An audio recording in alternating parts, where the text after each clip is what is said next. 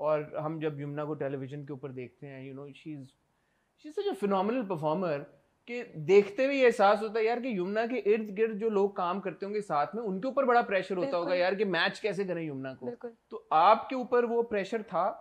नहीं, यमुना प्रेशर तो ये था कि यमुना के साथ काम करी, तो ऑफ कोर्स ऐसे आपने कहा अमेजिंग एक्ट्रेस, लेकिन मुझे बस ये था कि I was getting a lot of inspiration from her. उसने एक बहुत अच्छा पश्तो जो पठानी एक्सेंट होता है वो पकड़ा हुआ था। मेरे लिए बहुत मुश्किल था वो। शुरू के दिन में आई, मैंने कहा मुझे मुश्किल से उर्दू का एक्सेंट सही से समझ आती है, मेरे इतने मिक्स एक्सेंट्स हैं, मैं कैसे पठानों की तरह बोलूँगी। I didn't want to offend anybody and I tried my best, of course, but when I went there, जब यमुना आई, I remember walking into the room और Yamuna the makeup artist, I was like, oh my god, it's Yamuna सैदी। और मैं खैर side पे आके नदीम भाई के साथ बैठ गई थी, फिर वो इतनी प्यारी इंसान, उन्होंने सबको सलाम किया, फिर मेरे से बैठी हूँ, and then when she was saying her lines, I was looking at her accent, I was listening to her accent कि कैसे बोल रही है। तो मतलब उनसे मैंने I learned a lot from her. I never wanted to match her. I just want to learn from her, and I'm glad कि मैंने वही सेट से सीखा उनसे बहुत। That's wonderful. लेकिन मेरा ज़ाती तौर पे जो एक क्रिटिसिज्म था पहली एपिसोड के बाद, वो ये था कि मुझे लगा कि आपका और यमुना का एक्सेंट कंसिस्टेंट नहीं है। जब है वो बहुत ज़बरदस्त है।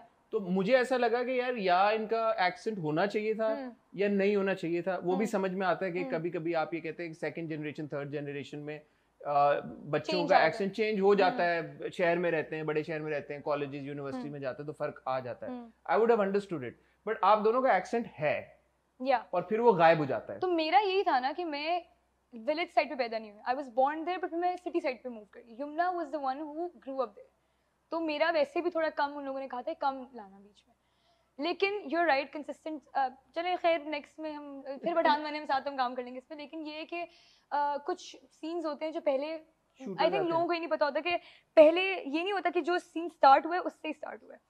जो हमारा पहला सीन था वो मेरा आखिरी सीन था, जो मैं एंटर हुई हूँ यमुना के पास में, मैंने कहा कि तुम इधर बैठी हुई हो, इसीलिए वो रिफाइंड था ज़्यादा। वो रिफाइंड था कि हम लोगों ने बहुत दफा वो पठान की तरह बोलते और जो आप इस पहली एपिसोड में जो आपके किरदार का और उसकी वालदा का जो सीन था, वो आई थिंक आपका पहला या शुरू के one of the first था, वो इनिशियल था, because obviously the action wasn't there. yes the action these are people pick on these things. yes I'm gonna be astute critics kind of yes नहीं, I'm मतलब मुझे अच्छा लगता है जब लोग बताते हैं कि तुमने इधर गलती की, इधर गलती की। no but it's also मतलब very constructive criticism, I like constructive criticism।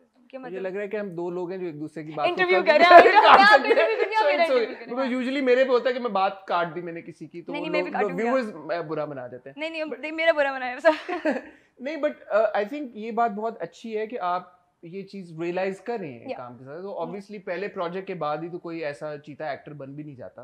तो as long as you know aware कि यार कि इसमें यहाँ पे there is room for improvement, I think that's great, but you are off to a great start. I think आपको लोग बड़ा अप्रिशिएट कर रहे हैं। किसी ने ये नहीं कहा कि एक्टिंग बुरी की या यार स्क्रीन प्रेजेंस नहीं है, सब तारीफ ही कर रहे हैं। तो ये जो नेशनल क्रश ऑफ पाकिस्तान वाला चक्कर है जो मुझे अभी अभी बात पता चली है, ये क्या सीन है?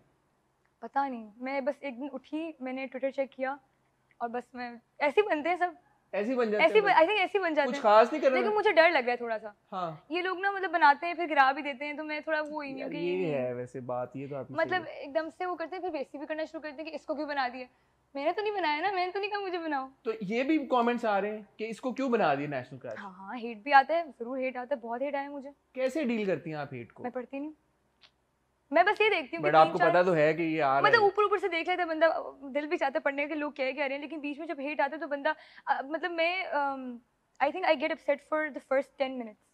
पहले 10 मिनट मैं बोलती हूँ अच्छा ठीक है हो रहा है थोड़ा, यू नो ठीक है, अपसेट होने के बनता है, बोलो कोई मसला नहीं, लेकिन उसके बाद भूल जाओ।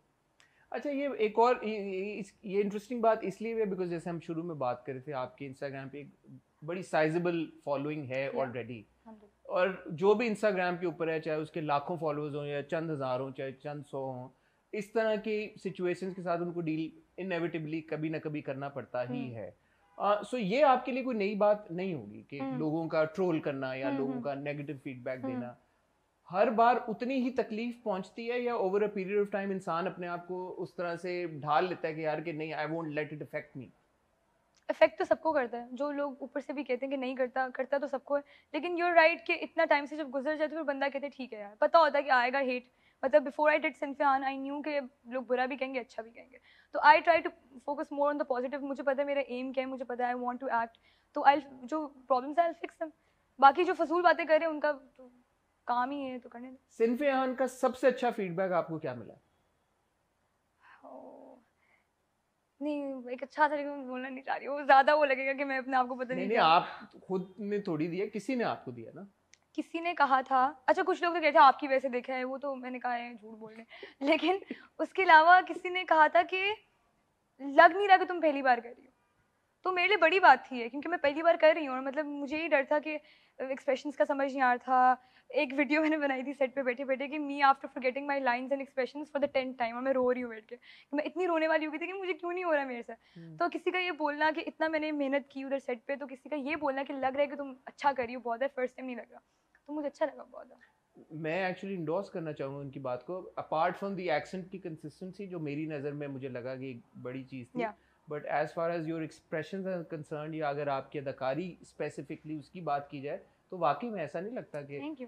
एंड आई थिंक आप टेक्निकली पहली बार नहीं करते, बिकॉज आपने स्कूल में आप बता रही हैं कि आपने किया है, लेकिन वो भी खड़ूस बट वो टीचर होता बनी है थी वो, हाँ खड़ूस टीचर बनी थी मैं, कहीं कहीं खड़ूस प्रिंसिपल बनी थी, बहुत खड़ूस रोल्स मिलते थे मुझे। बट एक इंसान का अगर इंटरेस्ट हो एक क्राफ्ट में, आई थिंक वो उनके लिए आसान हो जाता है पिक करना, या सेट के ऊपर जाना और चीजों को पिक कर लेना। हाँ, जैसे आप बता रही हैं कि आपने यमुना को देखा जब परफॉर्म करते हुए, तो आपने पिक किया उनका एक्सेंट। हमारी जो दादी थी बनी थी और जो हमारी अम्मी थे, हमारे जो अब्बू थे, वो भी पठान थे, तो फर्स्ट डे तो वो वैसी बातें कर रहे थे तो मैं सुन रही थी, समझ तो कुछ नहीं आई थी, वो पश्तो में कर रहे थे लेकिन एक्सेंट सुन रही थी, तो उससे भी काफी ये आपकी अपनी इनपुट थी, या आपके केस में आपको ब्रीफ था कि एक्सेंट नहीं रखना या रखना है? उन्होंने कहा था स्लाइड सा रखो, उन्होंने कहा अगर हो रहा है, क्योंकि मेरी थी ऐसी कि I am the city girl, city में इतना लोग इतना एक्सेंट नहीं होता, फर्क पड़ जाता। तो उन्होंने कहा बिल्कुल प्योर नहीं चाहिए लेकिन सटल सा चाहिए होगा, तो सटल ले आना।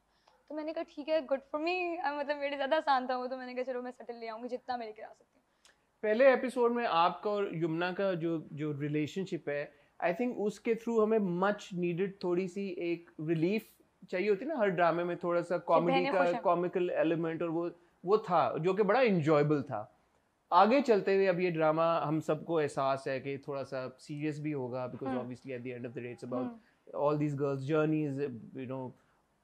आपका रोल मजीद हम क्या एक्सपेक्ट कर सकते हैं उससे? मेरा हमेशा बहुत खुशी वाला कैरेक्टर है मेरा, मेरा वही ना, बहन को मैं हेल्प कर रही हूँ, तो I can not be upset और serious, I need to be the funny girl जो बस छुप के बोली के जाओ जाओ मैं हूँ उधर। I in particular like that scene in the first episode where you and Yumna's character are conversing, वो जब आपका किरदार जाके उसका माँ को कह देता है कि हाँ ठीक है वो रिश्ता कराने के लिए तैयार है, और ऐसे उसे मैंने तुम्हें कल कहा, उसे कहा सोचो अगर तुम्हारी हो जाती है, तो अगर तुम पीएमए में चली जाती हो तो फिर शायद तुम्हें करनी ना पड़े। I thought that was really funny. So Yumna and you have that chemistry, वो पहले दिन से थी ऑटोमेटिकली, या कैसे हुई सेट पे आपने over a period of time create की? अच्छा, यमुना ही बहुत बातें करती है, मैं ही बहुत बातें